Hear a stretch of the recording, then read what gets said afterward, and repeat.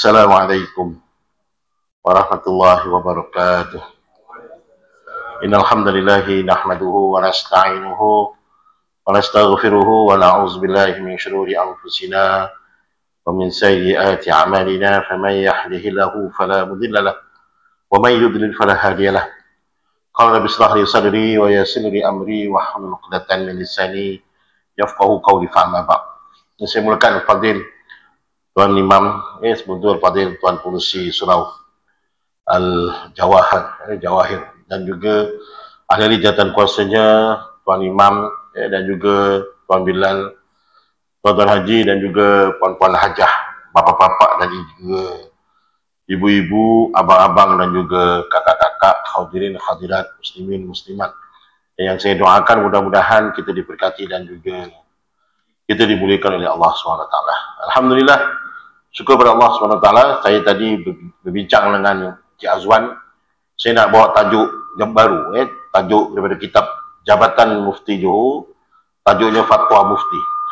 Saya Fatwa Mufti ni jilid pertama.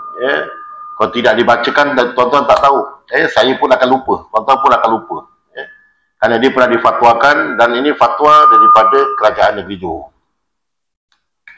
Dan hari ini saya nak berkongsi daripada fatwa Kerajaan Negeri Johor tahun 1936 sehinggalah 1961. Fatwa ni tahun dulu punya. Dibukukan dan ini fatwa Datuk Syed Alwi bin Tahir Al-Haddad. Jadi fatwa pertama iaitu perkara mandi junub. Soalan mandi junub berkenaan tentang apakah wajib mandi junub di atas orang yang menjima istrinya tidak keluar air mani keduanya atau salah seorang daripadanya padahal telah berlakunya persubuhan. Jawapannya maka hendaklah dia mandi. Jawapannya adalah hendaklah dia mandi wajib. Ini kisah mandi junub lah. Kita pertama buat mandi junub. Bab kedua, seterusnya perkara mandi junub niat tanpa lafaz. Apa hukumnya? Ni dah selesai dah kita bab mandi ni tak payah tanyalah. Jadi soalan seterusnya iaitu apakah sah mandi junub jika kita berniat dengan tidak berlafaz? Dalam mazhab Syafi'i, niat itu di hati, tapi lafaz itu adalah untuk menguatkan. Kita punya mazhab Syafi'i menyebut lafaz itu sunat. Lafaz itu sebab tu kita sembahyang zuhur ni, maghrib ni kita sebut usolli fardhal maghribi. Sebab mazhab Syafi'i memang memperkuatkan kataan lafaz. Mazhab Syafi'i memang dia sangat menekankan soal lafaz, sama ada lafaz solat ataupun lafaz niat berpuasa, hatta lafaz mandi junub. Ini mazhab Syafi'i ni. Adakah sah mandi junub jika kita berniat dengan tidak melafazkan saja aku mandi hadas yang besar karena Allah Ta'ala? Jawapannya, niat itu wajib bagi tiap-tiap ibadah. Tidak sah ibadah melainkan dengan niat. Dan tempat niat itu adalah dalam hati. Maknanya, jawapannya adalah kita dituntut supaya berniat. Tapi kalau tidak melafazkan, maka tidak menjadi masalah. Tapi kena wajib niat. Niat itu wajib bagi tiap-tiap ibadah. Maknanya dalam hati dia mesti cakap lah. Mana boleh dia tak cakap? Itu kita mazhab Syafi'i. Dalam mazhab Syafi'i dia mesti ada menyatakan dalam hatinya. Ini mazhab Syafi'i, tuan-tuan. Kalau dalam mazhab lain pergi masjid aja dah niat dah sembahyang. Tapi dalam mazhab Syafi'i kita kena menyatakan dalam hati kita bahawasanya saja aku mandi hadas yang besar kerana Allah Ta'ala. Maknanya kita tahu yang kita nak buat tu adalah menyebutnya. Ini mazhab kita, fatwa kita menyatakan sedemikian. Cuba tuan-tuan kalau dah terlepas niat minta ampun dengan Allah Ta'ala sajalah, kan. Kerana kita menganggap yang kita telah berniat. Begitu, ya. Maknanya niat tu hanya kena nyatakan dalam hati. Seterusnya soalan yang seterusnya menyentuh menyentuh dalam hadas. Apakah hukumnya menyentuh Quran? Apakah hukumnya menyentuh Quran dalam hadas? Betulkah harus orang yang berhadas besar boleh menyentuh Al-Quran? Jawapannya tidak boleh, tidak harus. Seterusnya hadas besar dan mandinya. Adakah terangkat hadas kecil seseorang yang sudah sempurna hadas besarnya? Jawapannya, kalau seseorang berhadas dan mandi, nescaya terangkatlah hadas besar dan hadas kecilnya, dengan syarat jangan menyentuh kemaluannya setelah mandi, ataupun jangan dibatalkan oleh salah satu dari batalkan wudu. Maknanya dalam mazhab Syafi'i, siapa yang dah mandi hadas besar, kita otomatik kita dah terangkat hadas kecil. Maknanya boleh sembahyang. Ini ya. Soalan kedua, adakah sah mandi mayat yang telah dimandikan oleh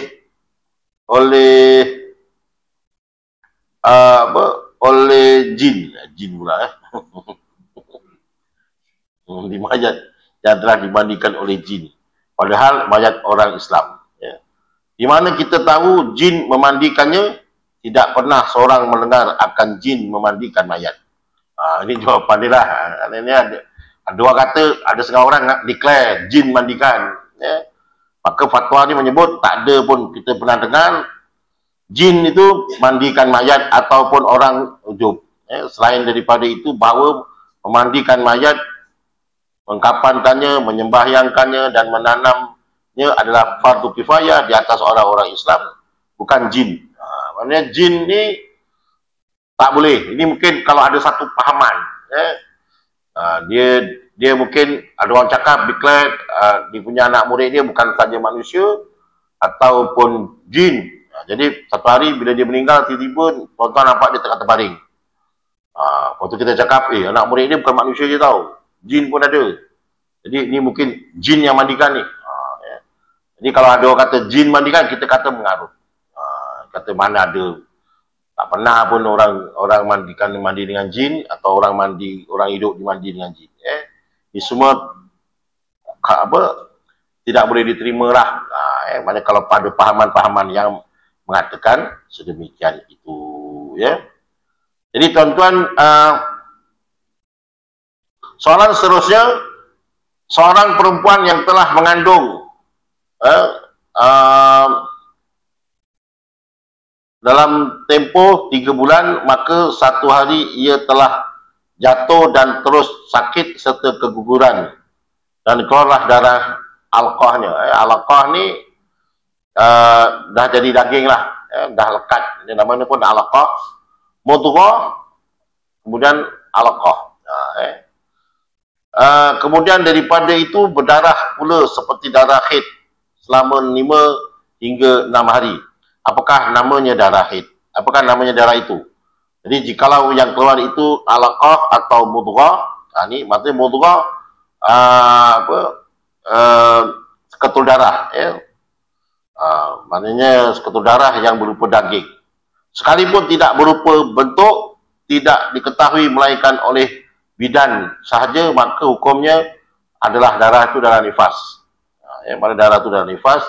Dan jika tidak ada pada darah yang keluar alaqah atau mudghah, maka dihukumkan haid. Ini begitu. Jadi para ulama bersepakat kalau yang keluar itu darah ada keguguran, maka dianggap sebagai darah haid. Kalau syaratnya dia dah turun dalam keadaan daging, ya. Namun kalau dia tidak ada keguguran, maka dikatakan darah haid, ya, darah haid tersebut. Soalan seterusnya, darah nifas kebiasaannya 40 hari, tetapi ada yang terdapat dalam tempoh 23 hari, 27 hari, 30 hari dan 35 hari dia telah berhenti. Secara kebiasaannya ibu-ibu akan menyempurnakannya sehingga 44 hari barulah mereka mengangkat hadas bagaimanakah hukumnya? Kata ada setengah orang dia menyempurnakan lah, ya. Ada setengah orang ni bila darah dia keluar dia sempurnakan, dia genapkan 44 hari, 60 hari.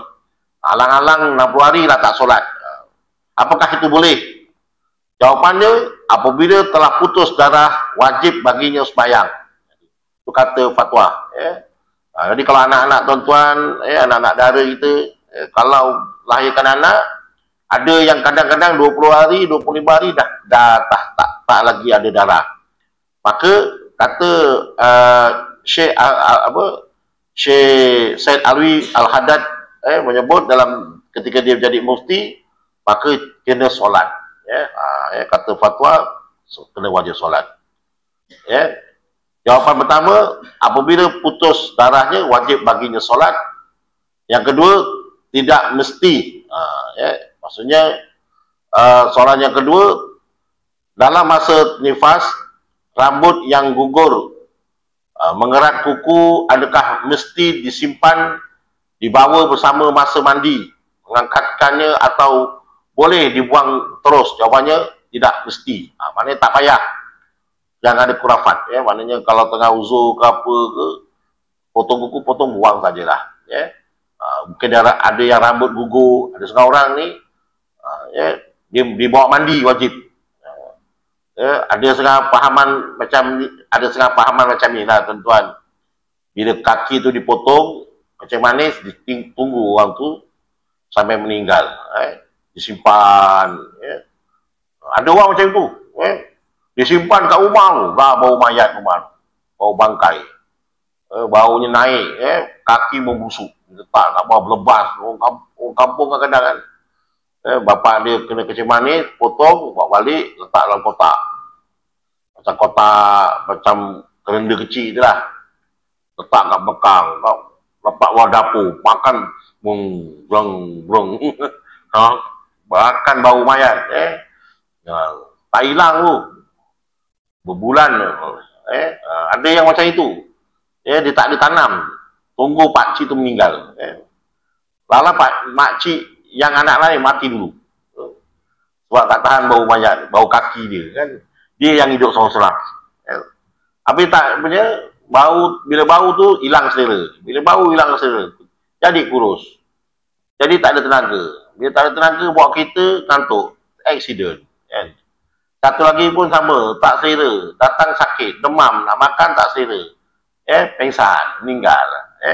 Rupanya masing-masing puncanya sebab kaki tu yang disimpan, kan. Jadi sebenarnya kaki tu simpan sajalah, sebab benda tu tak boleh. Terputus dengan bandar tu tak payah ditunggu-tunggu. Tak tunggu tak mana, kan.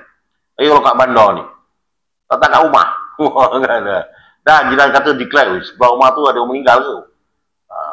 Tak simpan dekat mana? Kalau emas kita boleh simpan dekat arwah tu, kan. Boleh simpan dekat bank rakyat. Kalau emas kita boleh cagarkan dekat kedai, pajak kedai. Kalau kaki, nak simpan kat masjid, banyaklah, kan. Simpan kat surau, mana boleh. Tanamlah juga, kan. Tanam sendiri. Biasa macam tu, tanam dekat kebun je, kan. Tanam kat kubur tak terima. Tanah pasal guna, takkan tak tanam senyap-senyap. Minta jasa baik lah, tanah kat mana-mana lah tuan-tuan. Janji jangan disimpan lah. Bau dia penguk, bau macam bau mayat lah. Nanti kalau ditunggu-tunggu, kena yang punya kaki tu panjang umur 20 tahun, dah kaki tu sampai kering lah. Tinggal kelentek, dah tulang lah. Busuk di tempat. Yang ketiga, darah haid biasanya 6 atau 7 hari, banyak terdapatnya 3 atau 4 hari telah berhenti, kemudian dari 6 atau 10 jam datang semula selama 4 jam atau sehari. Bagaimana hukumnya pada masa berhenti yang pertama dan datang semula yang kedua? Jika darah itu keluar semula, maka nyatalah dia masih dalam keadaan haid. Kada hitungan haid daripada 1 hari hingga 8. 1 hari hingga 15. Ini bagi hitungan darah haid. Alamat putus darah haid itu keluar dari wanita dan juga warnanya putih cair. Maknanya tanda-tanda darah itu berhenti. Seterusnya cerita fatwa yang lain ni, fatwa pasal beranak banyak ni, ya? Pasal perempuan. Okey, apa hukumnya berzikir dalam keadaan berhadas? Jawapannya tidak mengapa zikir Allah dalam keadaan berhadas. Demikianlah juga yang qomah, kerana itu bukanlah daripada Al-Quran dan tidak harus bagi orang yang berhadas berkata la ilaha illallah dengan diniatkan itu daripada ayat Al-Quran. Maknanya tidak harus, maknanya zikir melapaskan qomah atau berzikir atau mengucap syahadah, padahal itu semuanya ayat-ayat. Maknanya kalau berzikir boleh, zikir boleh, tapi kalau baca Al-Quran dilarang. Begitu. Maknanya kalau kita niat la ilaha illallah, niat zikir tak boleh, kerana la ilaha illallah tu sebagai daripada ayat Al-Quran. Maknanya zikir yang bukan daripada ayat Al-Quran lah. Tapi sebenarnya tak payahlah zikir dalam hati je, bagi orang yang dah uzur lah.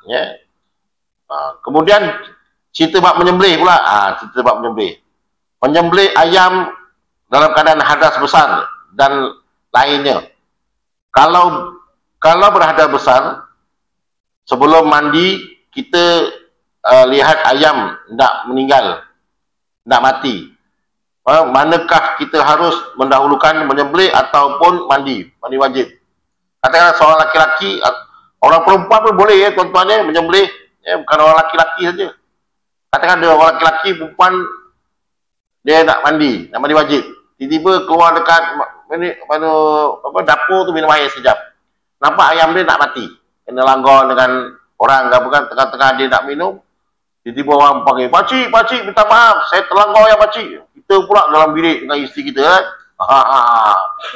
Jadi waktu tu tuan-tuan nak mandi wajib dulu ke ataupun kita nak nyembelih? Jawapannya kita lihat harus menyembelih sekalipun dia dalam keadaan junub, belum mandi setelah melakukan hubungan suami isteri. Ini jawapan daripada Majlis Fatwa lah. Ini kalau berlaku lah. Maknanya apa? Kat sini ada menunjukkan tentang daruriyah. Kadang-kadang benda ni haram, tapi daruriyah, mudarat, la darra wala dirara. Contohnya ada Al-Quran yang jatuh. Kita nampak Al-Quran tu jatuh dekat lantai, atau jatuh dekat taik najis. Malah tahu ayam, malah tahu monyet larikan ke apa kan, lemparnya dekat longkang apa. Jadi benda ni najis lah kan. Jadi kita kena selamatkan Al-Quran tu. Jadi kat situ ada darurah. Ataupun dalam keadaan kita nak selamatkan nyawa orang apa sebagainya, tuan-tuan, kita terpaksa masuk ke dalam masjid. Contohnya dalam masjid tu, katakanlah tiba-tiba tak ada orang berani nak masuk, kerana dalam masjid tu ada ular. Dalam ular tu tengah melilit budak pula tu kan. Jadi ramai-ramai kita pula yang ada. Kita pula mandi tengah ialah uzur atau kita dalam keadaan junub. Jadi kita laki-laki satu-satunya lelaki yang berani. Jadi nak tak nak, pada waktu itu kita kena darurah tu dibenarkanlah. Kalau ikut dari kaedah yang kita lihat di sinilah, tuan-tuan. Kemudian seterusnya, apakah hukum perempuan yang uzur membaca Al-Quran? Jawapannya haram membaca Al-Quran bagi wanita yang uzur.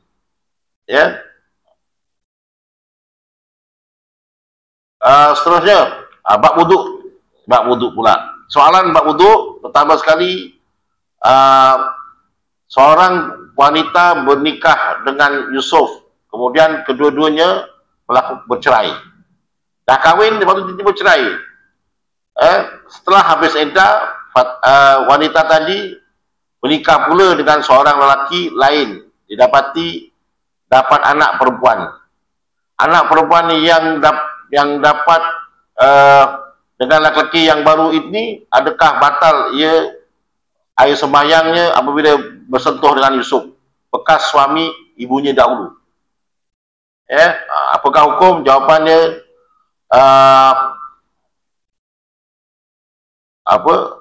jawapannya adalah tidak batal wuduk kerana anak Fatimah itu adalah anak tirinya. Ya. Anak Fatimah itu adalah anak tirinya. Jawapannya itulah, ya. Maknanya kalau seorang perempuan yang ada anak, kemudian dia telah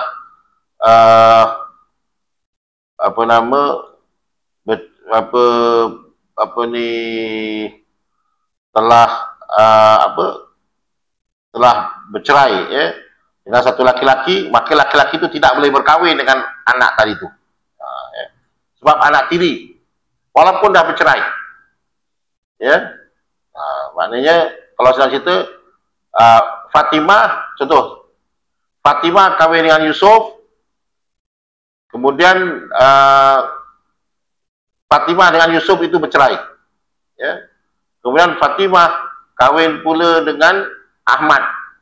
Dia dengan Ahmad tu dia ada anak perempuan, namanya Julia. Maka Julia dengan Yusuf itu tidak batal wudu, walaupun dia dengan Fatimah itu telah bercerai. Kenapa tidak batal wudu? Kerana Fatimah adalah anak kepada Julia itu adalah anak kepada Fatimah.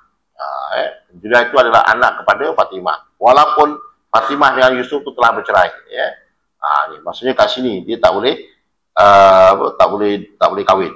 Jawapannya kerana apa? Kerana batal, kerana Fatimah, anak Fatimah itu adalah anak tirinya, iaitu anak tiri kepada Yusuf tadi itu, ya. Boleh, ya? Boleh faham tuan-tuan, ya?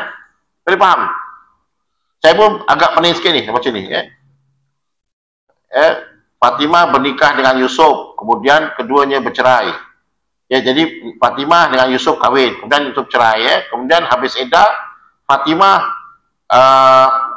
bernikah pula dengan Ahmad. Fatimah kahwin dengan Ahmad. Kemudian dapat anak perempuan.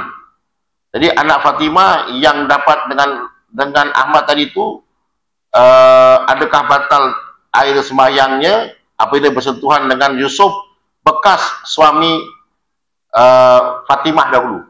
Jawapannya tidak batal. Maknanya Yusuf dia tidak boleh berkahwin dengan anak Fatimah, kerana Fatimah itu adalah bekas isterinya. Maknanya dia tidak boleh mengahwini kepada bekas isterinya, sebab isterinya itu adalah dia dengan dia. Maknanya anak-anak Fatimah dia tak boleh kahwin dengan dia, walaupun dia dengan Yusuf telah pun bercerai, ya, tak boleh. Sebab apa? Sebab mak dia pernah jadi isteri kepada Yusuf, ya. Pernah berlaku tak kisah seorang perempuan yang berkahwin dengan suami kepada mak dia? Pernah? Tak pernah, kan? Kita tak pernah lihat dekat Johor ni kat mana seorang perempuan yang mengahwini bekas kepada suami mak dia. Tak boleh. Maknanya jawapannya tak boleh. Maknanya sebab seorang perempuan dia tidak boleh mengahwini bekas kepada suami mak dia. Maksudnya kerana seorang laki-laki dengan bekas dengan suami mak dia adalah haram mu'abbad, ya, haram mu'abbad. Faham? Boleh? Ada bantahan, ya. Dia ibaratnya beginilah, tuan-tuan.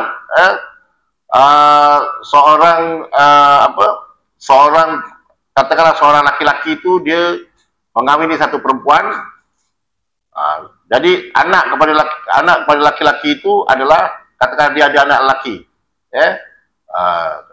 Maka laki-laki itu dia tidak akan boleh berkahwin dengan mak tiri dia. ataupun bekas mak tiri dia. Sebab apa? Sebab dia pernah menjadi suami kepada, pernah menjadi isteri kepada arwah pada bapa dia.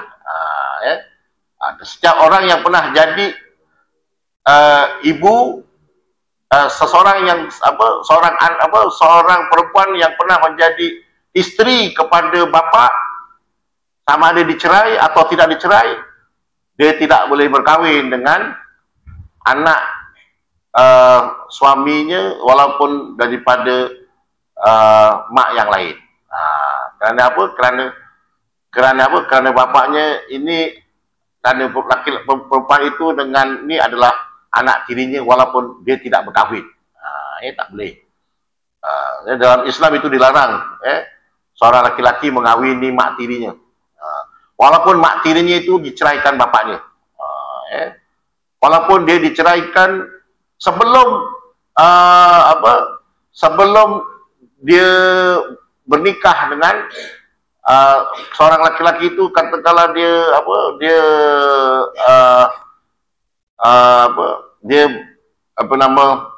dia bercerai dulu dengan mak dia, baru dia menikah dengan mak kepada anaknya itu. Dia tak boleh. Kerana anak mak tak boleh walaupun dicerai. Faham? Dia agak confused sikit lah. Tapi dia soalannya, jawapannya adalah tidak boleh. Macam tadi lah, Fatimah mengahwini Yusuf, kemudian dia bercerai, habis. Ni Fatimah, ni Yusuf. Kan? Ni Fatimah, ni Yusuf. Kemudian Fatimah kahwin dengan Ahmad. Fatimah kahwin Yusuf, cerai. Kemudian Fatimah kahwin dengan Ahmad. Dapat anak namanya Julia. Jadi Julia ni adalah anak antara Yusuf dengan Ahmad. Tak. Julia ni adalah anak anak antara Fatimah dengan Ahmad. Jadi Yusuf ni adalah bekas suami kepada Fatimah. Julia ini tidak boleh kahwin dengan Yusuf. Kenapa?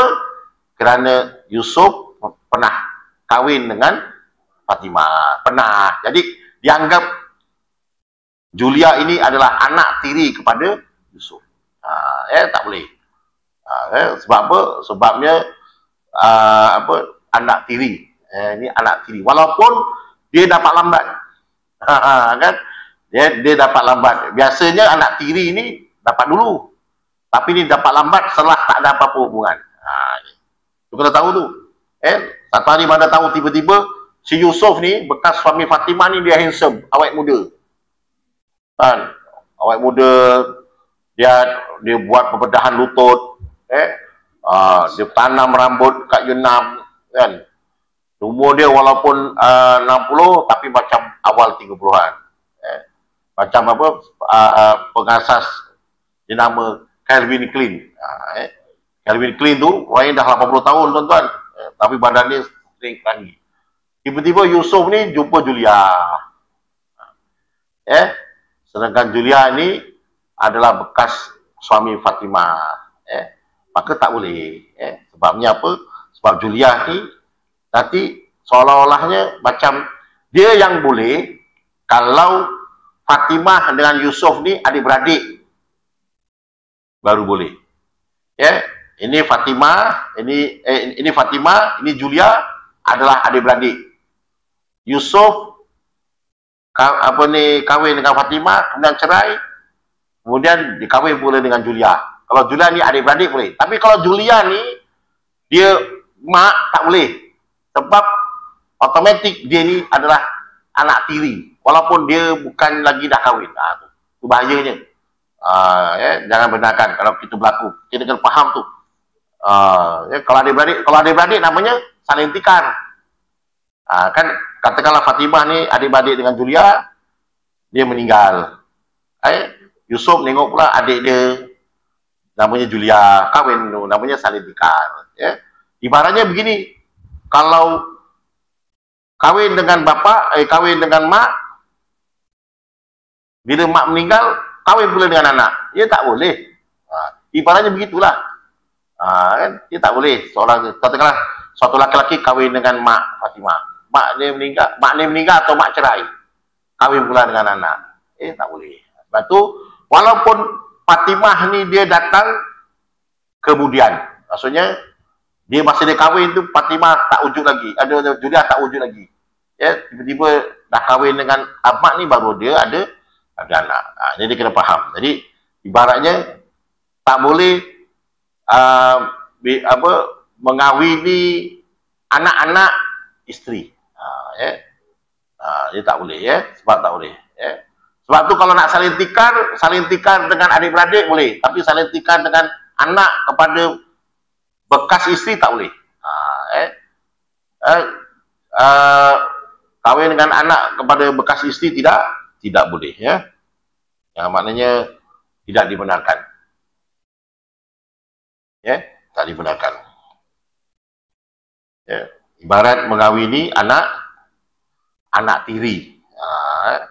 Walaupun masa itu dia dah bercerai dengan mak dia, ya.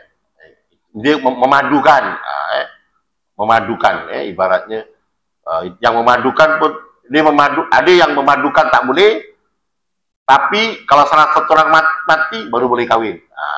Tapi ada yang dengan kita kahwin dengan laki-laki dengan perempuan ni, yang lain selama-lamanya kita tak boleh kahwin. Contohnya siapa? Contohnya saya kahwin satu perempuan, isteri saya mati ke, isteri saya apa berlaku ke, saya tetap tak boleh kahwini mak mertua saya. Kan? Dan saya tetap tak boleh mengahwini sampai bila-bila anak isteri saya. Kalau berlaku apa-apa. Begitulah ibaratnya. Kerana begitulah. Cerai ke dengan Fatimah, Yusuf bercerai dengan Fatimah ke, Fatimah ni meninggal sekalipun, tetap Yusuf tidak boleh mengahwini Julia. Sebab Julia anak pada Fatimah. Begitu. Okey. Termasuklah Yusuf tidak boleh mengahwini mak kepada Fatimah. Maknanya nenek kepada Julia tadi. Sebab dia mak dengan bapak. Mak bapak pula. Mak dengan anak. Okey. Tuan-tuan jelas Ini kalau kita tak korek ni kadang-kadang pening kita ni. Kadang-kadang kita sebenarnya benda ni cuma bezanya dia ke belakang, dia ke depan saja. Okey, yang kedua, Yusuf adalah bekas suami Fatimah. Betul Bernikah lain dapat seorang anak lelaki. Maknanya anak Yusuf yang dudanya Fatimah tadi mengawini perempuan lain, katakanlah perempuan lain namanya namanya Zakiyah. Yusuf kahwin dengan Zakiyah, dapat anak laki-laki yang dapat dari isterinya yang baru namanya Zakiyah. Yusuf kahwin dengan Zakiyah, dapat anak laki namanya Johan. Baru Adakah batal air sembahyang Johan bersentuhan dengan Fatimah? Jawapannya tidak, kerana anak Yusuf namanya Johan itu adalah anak tiri kepada Fatimah. Julia tadi anak tiri kepada Fatimah, manakala Johan adalah anak tiri kepada Yusuf. Julia adalah anak tiri kepada Yusuf, manakala Johan adalah anak tiri kepada Fatimah. Maknanya itulah dia tekan-tekan ni nak anu sikit. Okey tuan-tuan, saya rasa dah cantik lah. Ini latihan ni bagus tau. Kapal-kapal macam ni, keluarga-keluarga 69 ni dia boleh mencerdaskan akal kita. Supaya kita punya akal ni tak keras. Dia dah keras, susah pula kita nak memikir kan. Jadi saya pun kalau sejuk ni tak memikir keras. Jadi tak boleh nak bergerak. Ini kira matematik lah, matematik Islam. Kemudian perkara seterusnya, menyentuh wanita dalam keadaan berwuduk. Ni, betulkah tidak batal semayang apabila kita bersentuhan dengan perempuan yang halal dinikahi? Jawapannya tidak betul. Maknanya menyentuh perempuan yang boleh yang halal untuk dinikahi, jawapannya adalah batal, ya. Begitu. Termasuklah perempuan yang tidak halal dinikahi. Siapa dia? Bini orang. Bini orang pun batal, ya. Ataupun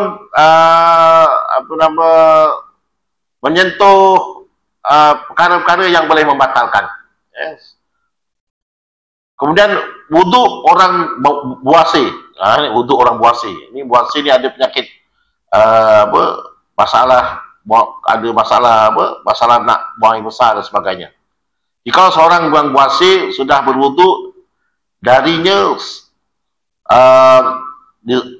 disumbatkan dengan kain atau kapas, di bawah sembahyang ada kasah. Kalau ni jawab soalan ni gini lah, orangnya buasi, kemudian lubang lubu disumbat dengan kain atau kapas. Apa hukum? Jawapannya wajib atasnya membasuh barang yang mengenainya akan dirinya daripada darah buasi dan menyumbatnya. Maknanya wajib, ya. Dan sah solatnya jika keduanya dilakukan semasa hendak solat atau sebelumnya dan tidak terbatal wudunya. Maknanya seseorang yang meletakkan tisu, menyumbatkan kerana ada darah keluar dari wasit, jawapannya dibenarkan. Maknanya dia kena, malahan diwajibkan. Sebab apa? Darah tu tak menitik. Ya, ataupun guna kaedah lah, pakai pampers apa sebagainya.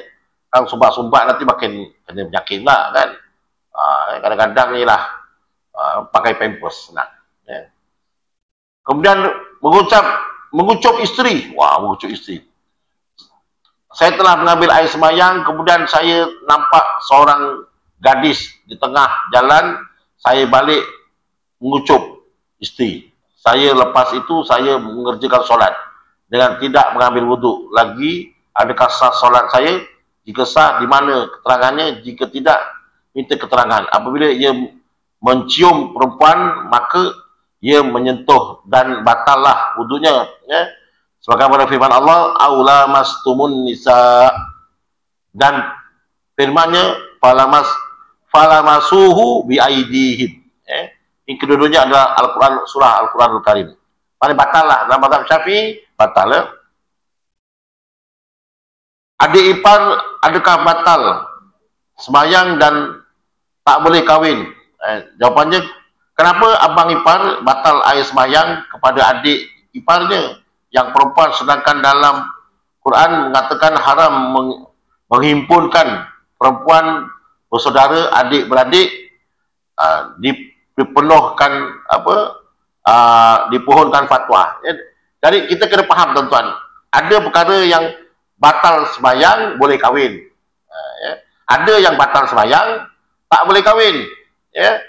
Ada yang tak batal sembahyang tak boleh kahwin, ya. Ada yang tak batal sembahyang dan tak boleh kahwin. Memanglah, kan. Ada yang tak batal sembahyang tapi boleh kahwin. Apa contoh? Ya, contohnya yang tak batal sembahyang ni, yang boleh kahwin adalah bayi, ya. Kanak-kanak, ya. Kanak-kanak dalam fatwa tidak batal. Tapi kita boleh tunggu dia dan boleh nikah. Lama-lama batal lah. Tapi masa di kanak-kanak tu dia tak batal. Masa di kanak-kanak, masa di bayi tu. Tapi bila dah mumayyiz tak boleh dipegang. Ini perempuan. Itu dalam mazhab Syafi'i lah, Tapi kita kena berjaga-jaga lah, ya. Mana boleh kita pun sebagai, kalau tuan-tuan, bapak, ibu-ibu ada cucu, kalau laki-laki yang bukan bapak dia, kita mana kita nak benarkan dia pegang, kan. Ada kita benarkan siapa-siapa pegang bayi, kecuali kalau mungkin ipar, pakcik dia. Tapi kalau orang-orang asing tu kita tak bagi, kan. Kita pun kena menjaga juga. Kadang cucu-cucunya montok-montok, ya, umur 5 tahun dah, kan. Orang geram dia nak gigit apa sebagainya, ya. Ada yang batal, ya, tak boleh kahwin. Itu tadilah, batal tak boleh kahwin adik ipar. Sebab apa? Sebab tak boleh menghimpunkan. Makcik ipar, sebab tak boleh nak menghimpunkan, ya. Itu tak boleh, ya. Walaupun dianggap batal, tapi tak boleh kahwin kerana Rasulullah SAW melarangnya menghimpunkan kedua-duanya. Dan juga ada sebahagiannya yang tak batal tapi tak boleh kahwin, tak batal tapi kita kena hindarilah. Contohnya kita bersalaman tadi tu dengan mak tiri. Dengan mak tiri, mak tirinya lebih muda daripada dia, lebih cantik. Cium tangan mak tiri itu mulai macam cium, kan? Itu yang kadang-kadang walaupun mak tiri tapi maknanya tak batal tapi kadang-kadang lebih-lebih pula. Tak batal peluk, tak boleh, sebab mak tiri. Walaupun bila mak tiri tapi hakikatnya nak kena jagalah, walaupun dia isteri kepada ayah, tapi dia tetap juga bukan orang yang sebagaimana mak kandung atau adik-beradik kandung. Jadi walaupun kandung itu kena dihindari untuk jaga maslahah. Jadi tuan-tuan, kat sini diceritakan kenapa tidak dibenarkan. Jawapannya, tiap-tiap perempuan yang haram seseorang lelaki bernikah dengannya dengan sebab kerabat atau dengan sebab nasab atau sebab susuan, maka mertua atau bapa mertua atau anak tiri atau bapa tiri tidak batal wuduknya jikalau bersentuhan. Maknanya yang dibenarkan sekadar bersentuhan, kalau dibenarkan, nasab, kerabat ataupun susuan. Lebih daripada itu tidak dibenarkan. Mak tiri pun sekadar salam saja, tidak boleh lebih daripada berpeluk-pelukan. Maknanya ada hadnya juga. Maknanya tidak semestinya tak batal, kita boleh buat apa saja. Hatta anak perempuan kita, lebih-lebih lagi kalau anak perempuan kita ni dah meningkat remaja, atau anak laki-laki kita yang meningkat remaja, mereka mungkin tidak boleh di sembarangan untuk disentuh, kerana mungkin ni lah orang remaja semuanya sensitif, kan? Laki-laki pun sensitif, perempuan pun sensitif, tak boleh sembarangan. Nanti dia fikir lain, budak-budak ni, kan? Anak laki-laki pun sama juga, kena tengok bagaimana, mana kena ada jugalah didikan-didikannya. Kita pun tak ada sembarangan pegang-pegang anak dara kita, tak boleh sembarangan, ada hadnya dan sebagainya. Kadang-kadang perkara ini boleh mendatangkan perasaan lain, ataupun trauma bagi kanak-kanak tersebut atau bagi anak kita. Seterusnya tuan-tuan, dalam mazhab Syafi'i, jikalau bersentuh dengan badannya menurut mazhab Syafi'i, maknanya tidak batal wuduk, walaupun bersentuh dengan badan. Adapun adik-beradik perempuan isteri kita seperti adik ipar ataupun kakak ipar, maka tidak haram nikah dengannya, dan maksudnya tidak boleh menghimpunkannya saja, tapi hakikatnya boleh bernikah. Kalau kematian isteri, dia boleh dinikahi sama ada kakak atau adik ataupun makcik. Maknanya dia bukan haram mu'abbad, tapi haram namanya usaharah. Usaharah maknanya kerana perkahwinan, bukannya kerana nasab. Seterusnya, wuduk lambat daripada wajib. Soalannya, seorang yang mengambil wuduk lebih daripada had wajib, bagaimana keterangannya? Jawapannya, wuduk dan mandi junub seorang Islam yang memakai subang emas padahal tidak dapat sampai air kepada giginya, apakah hukum? Ini soalannya, gigi pula. Okey, pertama sekali, seorang yang mengambil wuduk lebih had dari had wajib, bagaimana keterangan? Jawapannya tidak wajib, maknanya kalau seseorang itu dia lebih had wajib, maka jawapannya tidak wajib. Yang kedua, soalan wuduk dan mandi junub seseorang Islam yang memakai subang emas padahal dia tidak dapat sampai kepada giginya, apakah hukumnya dan wajibkah dibuka, tanggalkan mati merekanya? Mati pula. Ini bahasa lama. Jawapannya, erti arti mujawir ataupun berjiran ataupun apa nama ni, soalan seterusnya, apakah arti mujawir atau bagaimana yang dikatakan air yang mujawir? Jawapannya, air mujawir ni tuan-tuan adalah maknanya orang yang berjiran ataupun berdekatan ataupun yang berjiran, itu namanya mujawir, ya. Soalan seterusnya, seseorang yang dihukumkan najis mukhaffafah kepada kencing kanak-kanak yang belum umurnya 2 tahun dan memakan roti ataupun nasi sahaja. Ini soalan dia.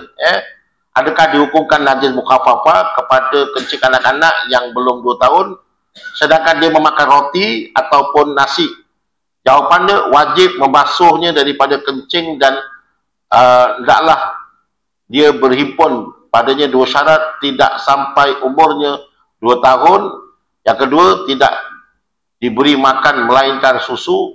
Maka jika ketiadaan salah satu syarat itu, maka hendaklah dibasuh kencingnya. Ini kisah seorang kanak-kanak yang belum umurnya 2 tahun tapi dia sudah makan roti ataupun makan nasi. Jawapannya, dia bukan lagi najis mukhaffafah.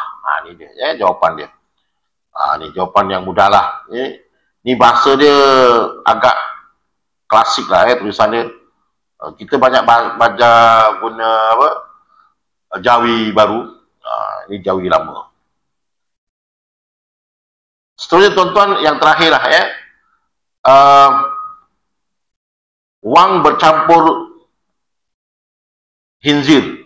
Adakah sah wang yang dibawa sembahyang bercampur gaul dengan daging hinzir? Jawapannya, tidak sah solat kalau yakin akan najis wang itu. Sebab tu kita ni, kalau katakan tuan-tuan berurusan dengan Cina, bukan Islam, di mana, di kedai lah, kita tak payah fikir lebih-lebih. Dia bagi kita duit, kita ambil dah.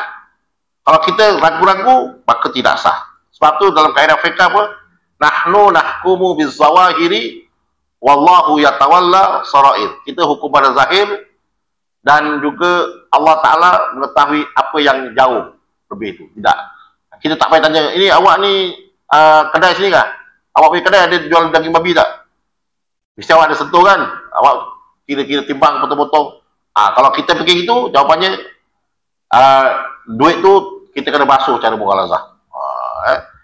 Maknanya kita kena basuh. Kadang-kadang kita ni ialah restoran Cina ni, restoran kan confirm kan. Dia tumpang kereta kita ke apa, kita jumpa member ke, lepas makan, mana mau makan lah, salam kan. Kita jangan fikir yang dia makan daging khinzir ke, tak betul, jangan fikir itu. Kita fikir, kita jumpa dia lah keadaan dia tidak makan, basah tu kita yakin jadi basuh tangan, dah. Allah jangan kita fikir. Kalau kita fikir lebih-lebih, maka kita kena hukum sebagaimana apa yang kita fikir lebih-lebih. Kita pegang pada fiqh tadi apa tuan-tuan? Nahnu nahkumu bizawahiri. Kita hanya berpegang pada zahir sahaja, ya. InsyaAllah tuan-tuan, kita akan sambung lagi minggu depan dengan bulan depan lah, bulan depan lah, dengan tajuk yang lain pula. Saya kira sesuai tak? Boleh tak? Ya. Ini tadi saya terajak ni sebab saya terbaca soalan-soalan, rupanya soalan tu dihimpunkan. Ya, punya dia soal jawab. Saya terbaca soalan.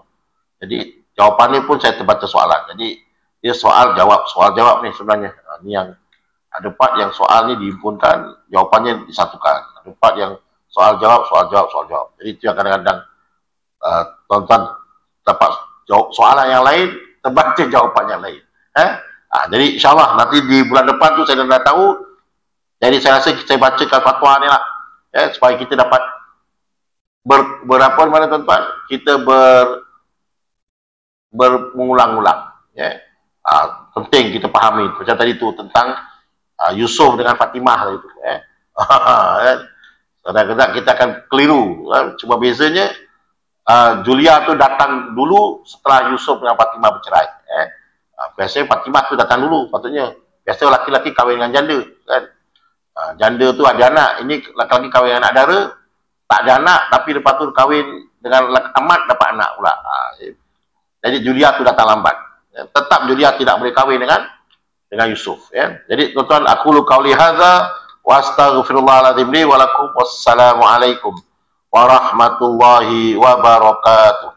Subhanakallahumma wa bihamdika asyhadu an la ilaha illa anta astaghfiruka wa atubu ilaik. Wal 'asri innal insana lafi khusr illa alladziina aamanu wa 'amilus shalihat wa tawassaw bil haqqi wa tawassaw bis sabr.